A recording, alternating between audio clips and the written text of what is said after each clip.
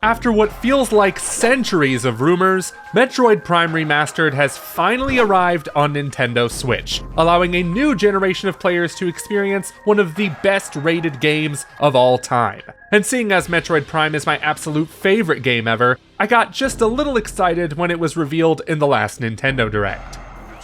No! Holy So is Metroid Prime Remastered truly the best way to play Samus Aran's first 3D adventure? And does it hold up 20 years later? Let's find out with our pros and cons review of Metroid Prime Remastered. If you told me this game was running on PlayStation 5, I would believe you, because Metroid Prime Remastered looks and runs like a dream.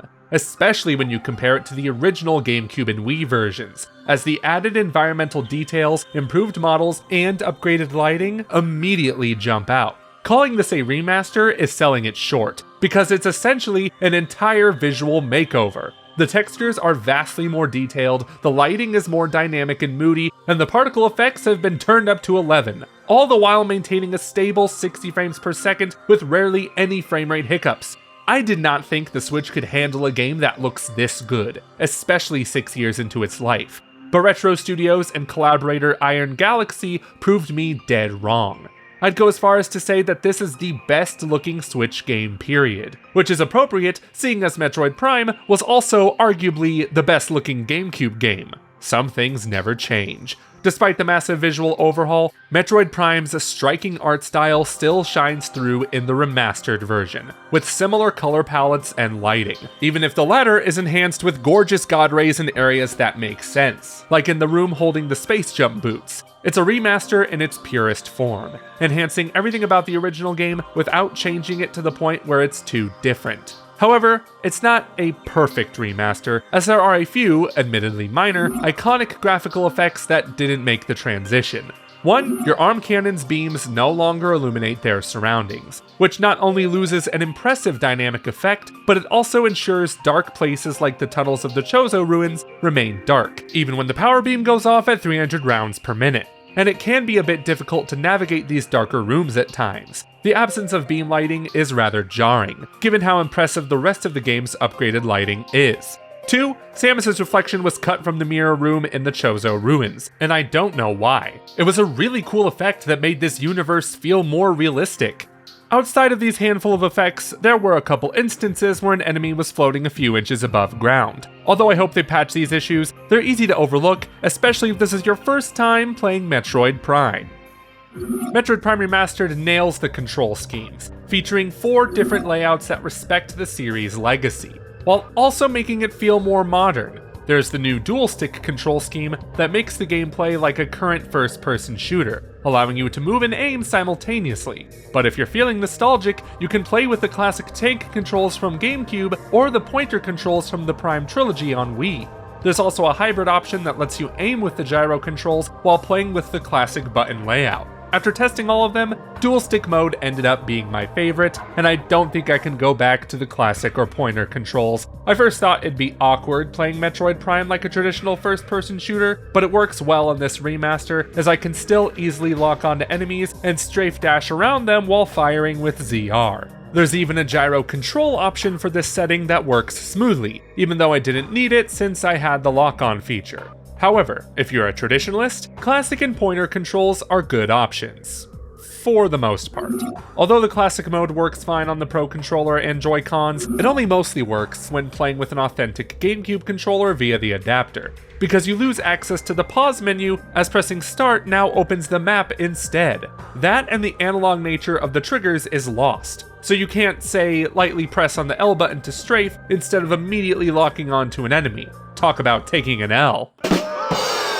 Hopefully an update can be released to better incorporate the GameCube controller, as we saw happened with 3D All-Stars. Furthermore, as one who's very familiar with the pointer controls from the Wii Prime trilogy, I found the gyro controls on Switch to be just okay, suffering from the typical issues most gyro-based shooters face, and feeling less responsive than on Wii. Although recalibrating the pointer is as easy as pressing ZR, that doesn't change how frequently the gyro can fall out of alignment. I ultimately preferred playing in dual stick mode, even though that layout has problems too, When changing beams, you have to hold X while selecting the beam on the D-pad, and given that I recently played Breath of the Wild, I kept accidentally holding R. Although this might be a me problem, as I also kept forgetting that Y activated Morph Ball mode. Regardless of my bad muscle memory, I hope Retro Studios can figure out a smoother control layout for Metroid Prime 4 and maybe incorporate HD Rumble better. It's here, just way underutilized, only vibrating during charge shots and Morph Ball jumps. I barely even noticed it. Metroid Prime Remastered comes with some great options, like improved accessibility with customizable colorblind assistance, along with a less aggressive hint system than in the original game, as it only pops up if you wander around for too long.